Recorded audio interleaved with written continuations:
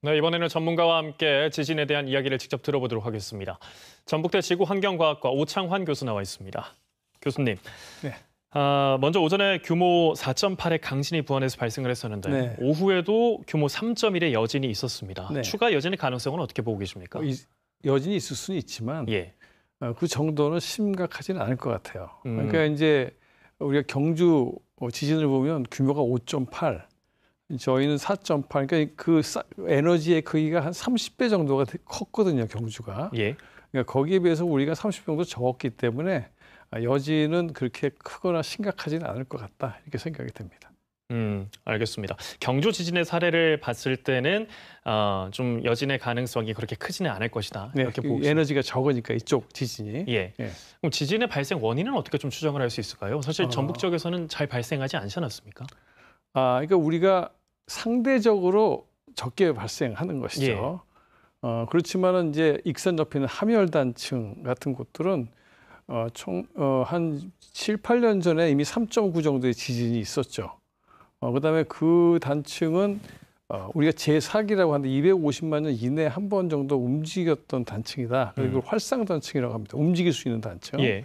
그것이 북북동에서 남남서로 가고 있는데 이 함열단층을 남남서로 연결해 보면 지금 지진이 일어난 위치하고 좀 일치를 합니다.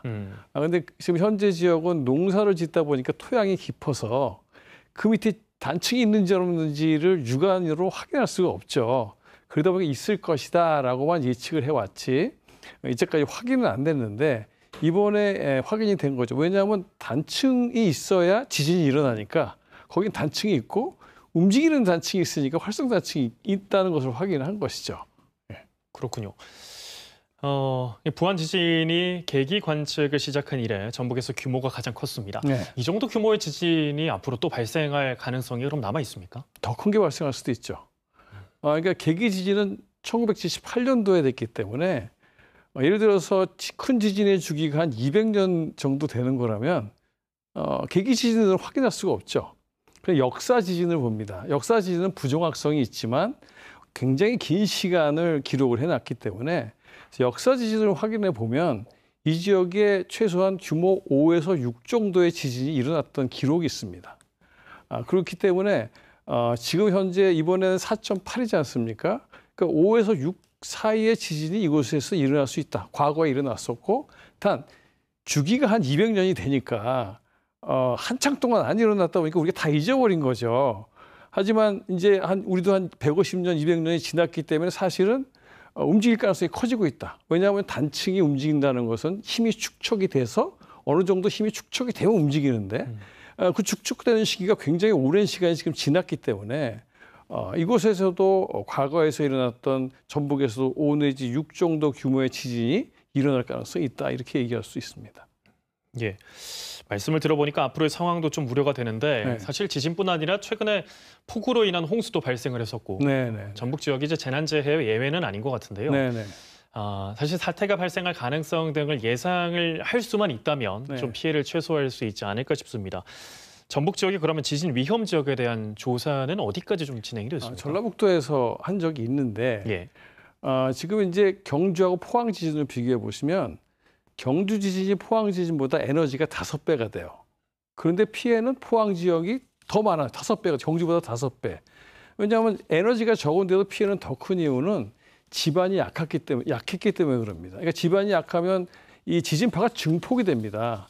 그러다 보니까 피해가 많아지죠. 그런데 저희 그 부안 이쪽 지역은 우리가 농업 지역이라서 토양이 깊지 않습니까? 토양은 굉장히 연약한 층이거든요. 그러니까 이 지역은 5 이상의 지진으로도 피해가 상당히 일어날 수 있는 지역이기 때문에 대책을 세워야 되고 여기보다 더 힘든 게 매립지예요. 매립지는 더 약하지 않습니까? 지금 새만금에 상당히 많은 매립지들을 하고 있는데 이 매립지에 대해서 만약에 이런 지진에 대한 준비를 안 했다고 하면 나중에 여기 공장들이 들어오고 도시가 들어왔는데 지진이 났을 경우에는 그 피해가 굉장히 크겠죠.